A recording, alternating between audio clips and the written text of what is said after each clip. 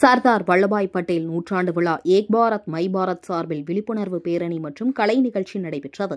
இந்த சுதந்திர போராட்ட வீரர் சர்தார் வல்லபாய் பட்டேல் நூற்றாண்டு விழா நாடு முழுவதும் கொண்டாடப்பட்டு வருகிறது. இதனைத் தொடர்ந்து நாமக்கல் மாவட்ட நமோ பாரத் மை பாரத் அமைப்பு சார்பில் நாமக்கல் பூங்கா சாலையில் விழிப்புணர்வு பேரணி நடைபெற்றது. இந்த நிகழ்ச்சிக்கு மாவட்ட மை பாரத் மாவட்ட ஒருங்கிணைப்பாளர் கீர்த்தனா தலைமை தாங்கினார். இதில் முன்னாள் நேரு யுவகேந்திர அமைப்பு நிர்வாகி வள்ளுவன் முன்னிலையில் கரகாட்டம் ஆடும் நிகழ்ச்சி நடைபெற்றது.